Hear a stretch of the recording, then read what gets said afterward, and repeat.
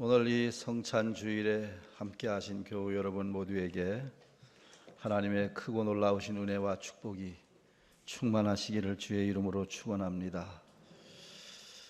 보니까 제가 설교할 수 있는 시간이 10분밖에 없네요. 어떡하나. 말씀을 드려보겠습니다. 예수님께서 이 공생애의 사역을 거의 마치시고 이제 마지막 자신의 몸을 드리시기 위해서 예루살렘에 입성하신 후에 마침 유월절을 맞이하시게 되었습니다. 어쩌면 이 유월절 식사는 예수님께서 제자들과 함께 이 땅에서 나누는 마지막 식사가 될 것입니다.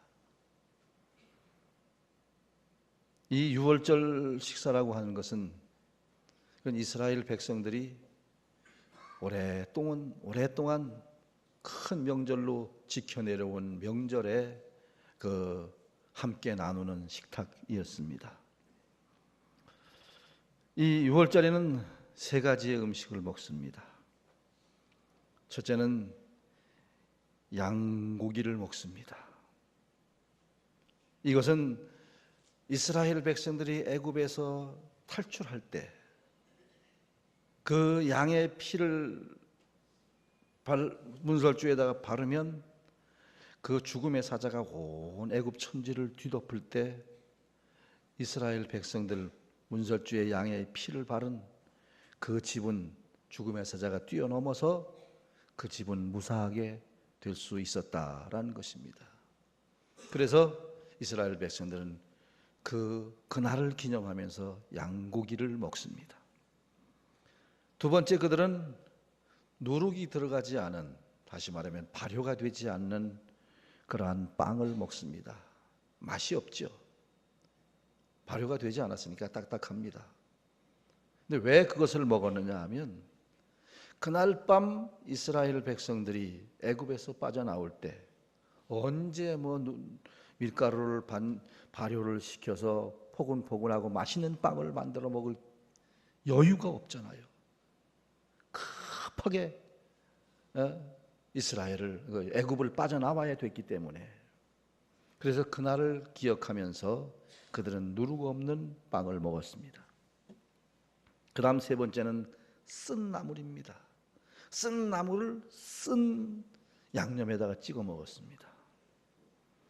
이것은 이스라엘 백성들이 옛날 애굽에 살 때, 종노릇할 때 얼마나 그 인생이 쓰디 쓴 인생이었는가, 그들의 고난을 잊지 말자 하는 의미로 그들은 쓴 나물을 먹었습니다.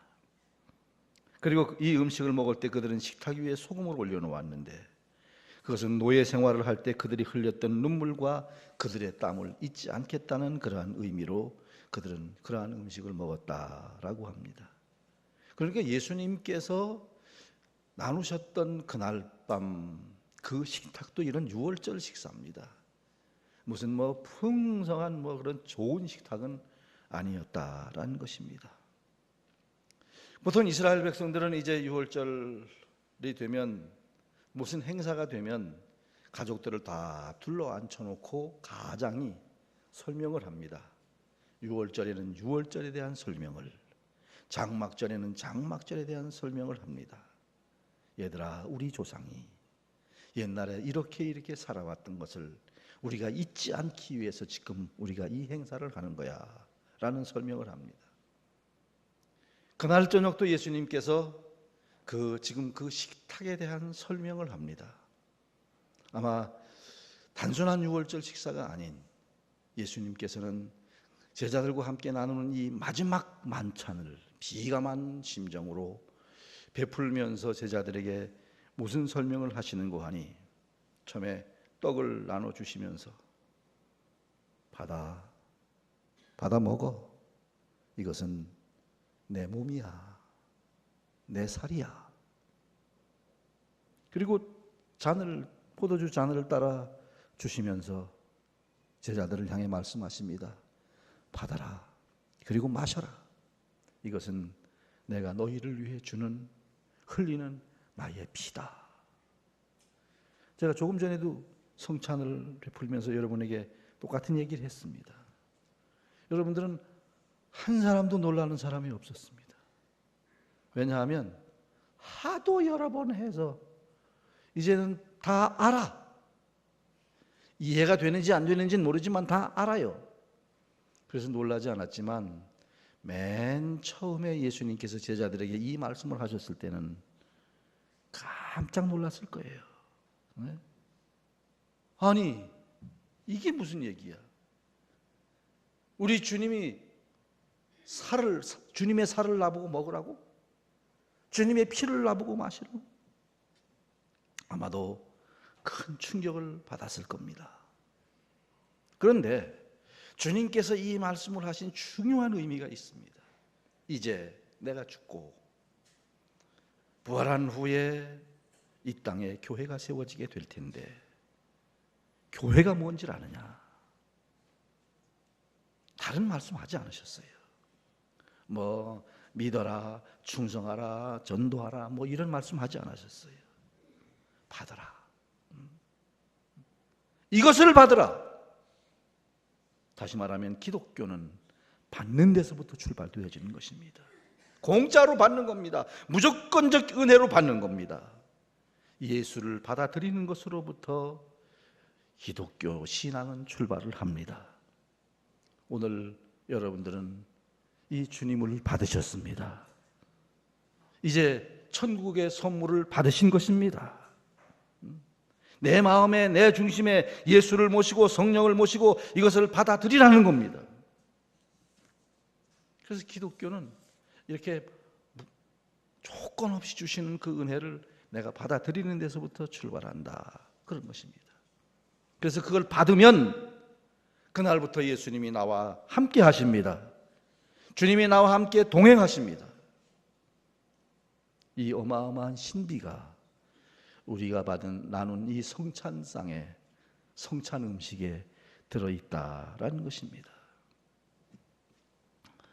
그래서 성찬이 가진 의미를 조금 더 설명을 드리면, 이 성찬이 가진 의미가 무엇일까? 여기에 대해서 여러 가지 다양한 신학적인 논쟁이 있었습니다. 그래서 교파를 초월해서 모든 사람들이 오랜 시간 연구를 하기 시작을 했습니다. 1982년 페루의 수도 리마에 모여서 모든 신학자들이 연구를 하고 문서 하나를 만듭니다. 그것이 바로 뱀 문서입니다. Baptism, Eucharist and Ministry. 다시 말하면 이 땅에 있는 모든 그리스도인들이 성찬식을 할 때 적어도 5가지의 의미를 생각하고 참여해야 된다라는 겁니다. 그 5가지 의미가 뭐냐? 첫째는 감사입니다.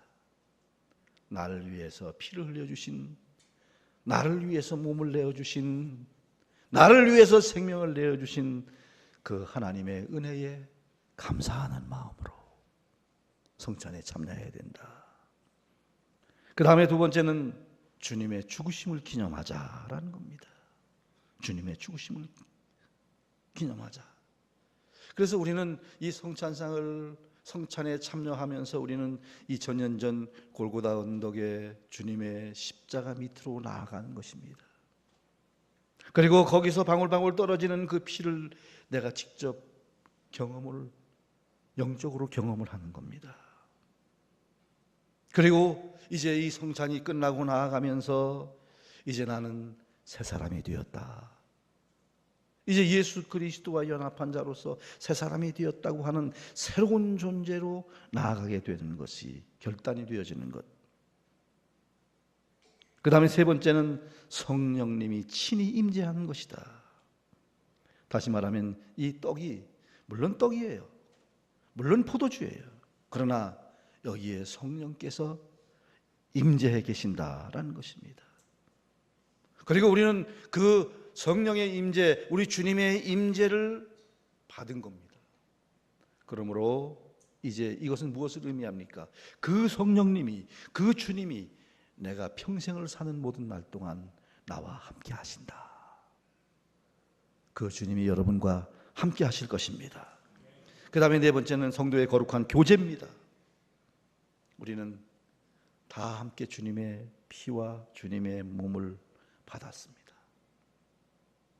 저도 받고요, 여러분도 받고요. 이것을 뭐라고 그러죠? 한 피를 받았다. 다시 말하면 한 가족이 되었다, 한 혈육이 되었다라는 겁니다. 이제 우리는 어떤 조직체가 아닙니다. 주님의 피로 하나가 된 우리는 한 가족입니다. 그러기에 우리는 어떤 일이 있어도 미워할 수 없습니다. 하나가 되어 서로 사랑하며 앞으로 남은 날들을 살아가야 되겠다라는 결심이 이루어져야 될 줄로 믿습니다. 그리고 마지막 다섯 번째는, 이제 이것은, 이 식탁은 작은 식탁입니다. 지금 조그마한 거 떡 한 조각, 조그마한 포도주 한 잔, 작은 식탁입니다.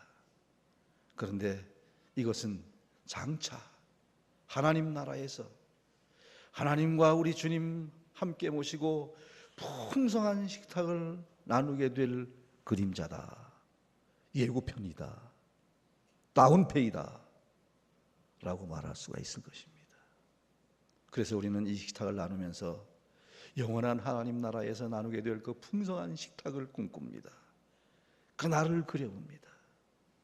오늘 여기 함께한 여러분 모두가 장차 어느 날 주님의 나라에서 그 주님의 풍성한 식탁을 함께 나누는 그 자리에 여러분 모두가 함께 있기를 바랍니다. 그것을 확인하는 거예요.